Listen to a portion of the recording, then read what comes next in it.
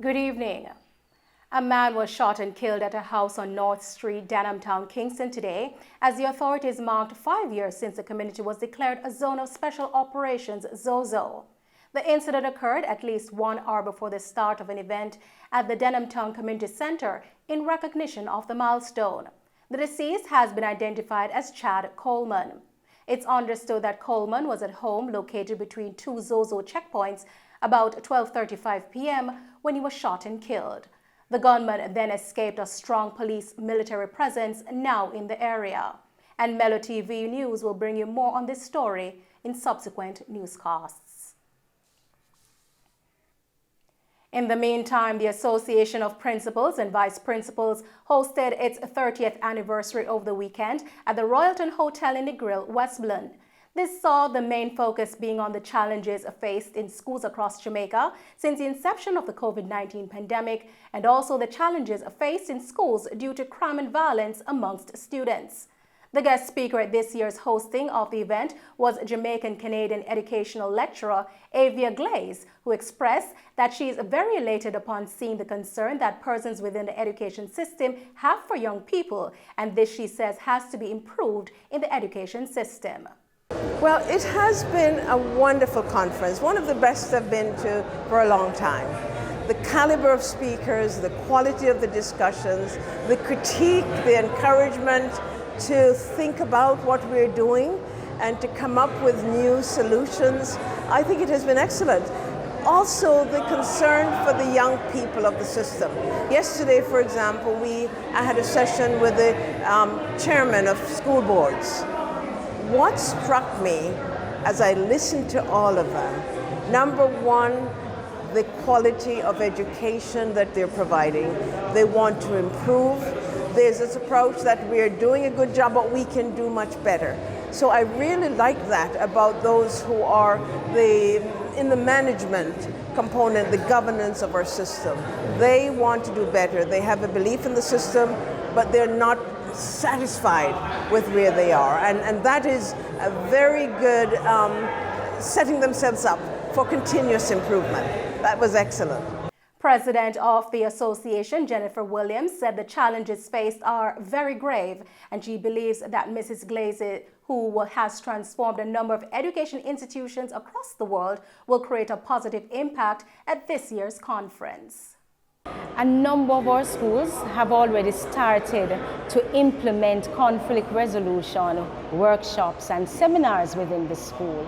So of course, this is something that has been going on from before. But of course, because of what we have been encountering recently within our schools, we find that more conflict resolution seminars are being organized within the schools. So of course, our guidance counselors are involved more, and of course the Ministry of Education too is involved, because of course, you know, they have a guidance department unit. So of course everybody is working together, and the conflict resolution department, which is it's located very close to the Ministry of Education, they are involved in the whole workshop, and of course we are working with them because they have the expertise. So we are working with them to have them come into the schools. So we are doing quite a number of things to improve and increase the number of conflict resolution seminars within our school. One of this year's guest speakers, Opposition spokesperson for Education Damon Crawford, related that the issue of crime in schools and the challenges faced by principals and vice principals arising out of the COVID-19 pandemic is very challenging. Oh, it's excellent. We have about 200 principals and vice principals here. I am satisfied with the determinations and conversations that they're having about how they can cooperate and collaborate around the challenges of the 21st century. It's an important conversation to have as we seek to improve education. And I'm thankful to the Queen's School, in particular the president of the Principals and Vice Principals Association, Ms. Williams, for having invited me to participate. Senator Crawford also said the intent to harm is a culture that has developed within our society, and that Jamaicans need to get rid of this culture. Well, the first thing you have to look at is the intent to harm. Once our people generally as a culture are walking around with the intent to harm, we need a values and attitudes intervention so that we can reduce the intent to harm. And then the second is to be creative. We need to, for example, at this immediate moment, split lunchtime so that you can better coordinate and better manage the number of students. And we also need to increase the number of guidance counselors from 1 to 1,000 to maybe 1 to 500 so that we can have more management, more supervision of the students in that period of interaction. In classrooms, they'll have 1 to 40 and the teacher can supervise. At lunchtime, they have 2,000 and there's very little supervision. So if we could split lunch times as well and split going home time, just split the periods that everybody is outside. It will be better to manage and to intervene until we have that change in mindset. In other news this evening, scores of angry vendors took to the streets of Savannah Lamar in Westmoreland yesterday to protest over what they say is deplorable conditions that they are forced to operate under inside the Savannah Lamar market.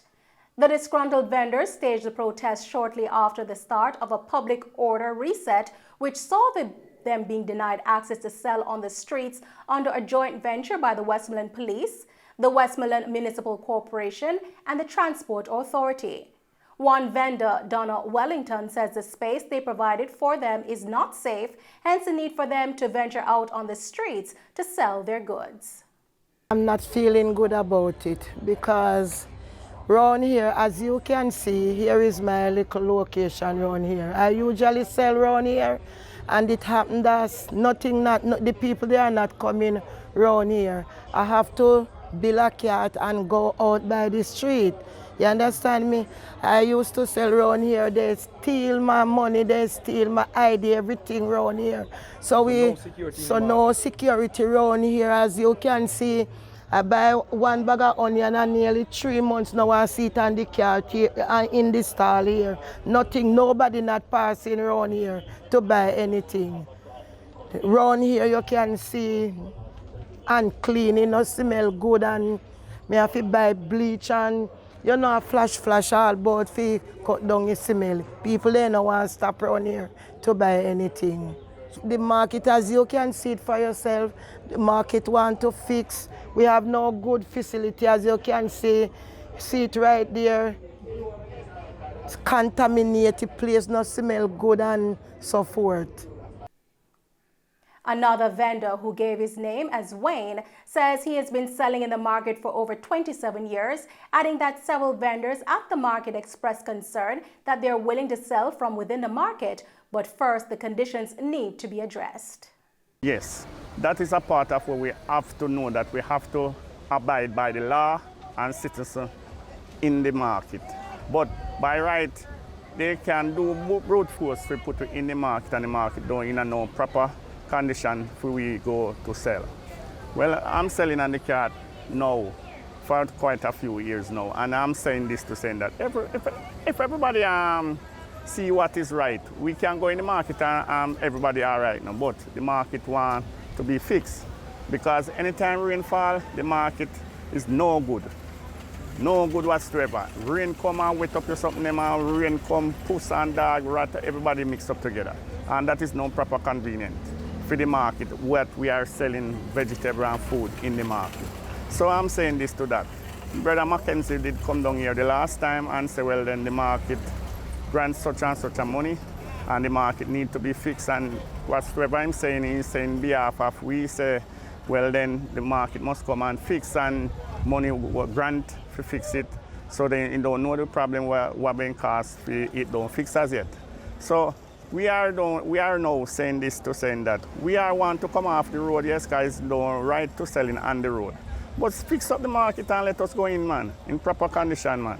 Because we're willing, as the vendor, we're selling at the market here, you know. We're willing to go in at the market. So we just want to know, say, well then, boy, if the market fix, everybody will just abide by the law and citizen and come into the market to sell. No. Commanding Officer for the Westmoreland Police Division, Senior Superintendent Wayne Josephs, said the operation is gaining the support of transportation operators despite concerns of space issues, and said as for the vendors, the vending conditions will be addressed by the municipal corporation. Independent Member of Parliament for Central Westmoreland, George Wright, related that he is aware that there needs to be order within the township of Savannah-Lamar, but the approach taken by the police is of grave concern to him.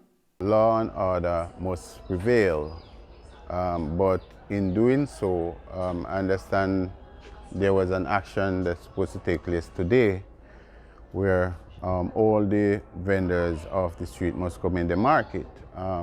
My concern was that the market, as we speak, is not really safe, not just because of the deterioration of the market, but also for security purposes. Persons being robbed ever so often here, and either we need to fence the market or we need a police post here in the market. Well, I can tell you that the Honorable Minister would have pledged $50 million to do some rehabilitation of the market. As it relates to the delaying, I can't speak to that now, but I will surely get to the bottom.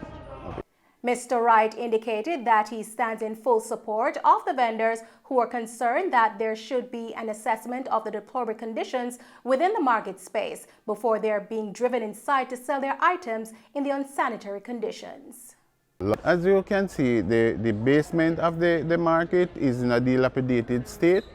The roof, a few months ago, a zinc flown off the roof, and it could have hit somebody, causing maybe loss of life or damages to persons. So as you look right now, several zinc are off the market, and I would want to see those zinc being replaced, and then the surface, they have to do a surface job there, and also even the market itself, because quite a number of persons lock their things in the market. And I remember days by, the market you could not go through. There are two big gates for the market, right? And you could not go through. Right now, you can look straight through the market.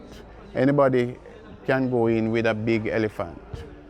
So the safety of the market is not there, and we need to protect the people goods, and so that is their livelihood, so we need to ensure that we protect them as well. It is expected that the public order will continue up until December 31 until the joint team have rid the streets of illegal vending. Sue Lynn Ward Brown, the woman who has been investigated in relation to the sale of lands at Clifton St. Catherine, has been charged. Ward Brown, a school principal, was charged with breaches of the Proceeds of Crime Act, the Law Reform, Fraudulent Transactions, Special Provisions Act, and conspiracy to defraud. Her court date has not yet been finalized.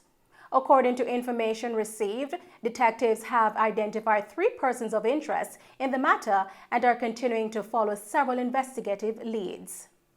As the investigation progresses, members of the public who have information that can assist the police in their investigation are being asked to contact the Counterterrorism and Organized Crime Investigation Branch at 876-967-1389, the police 119 emergency number, or the nearest police station. The St. James Police have commenced a probe into the death of a man who was shot and killed by gunmen along Coke Road in Glendevon, St. James yesterday. The deceased has been identified as 44-year-old Rohan James, otherwise called Rani, a construction worker also of Coke Road in Glendevon. Reports from the Montego Hills Police are that at about 7:45 a.m., James was standing along the roadway in his community awaiting a taxi to go to work when he was approached by 2 men armed with handguns. The gunmen opened fire at their victim and he ran into a neighbor's yard, but was chased by the 2 men who again opened fire, hitting him multiple times over his body. The gunmen then made their escape in the area on foot, followed by which residents alerted the police, and upon arrival, Coke was transported to the Cornwall Regional Hospital where he was pronounced dead. And those are the stories making the news this evening. I'm Nicole Hales. Thanks for watching.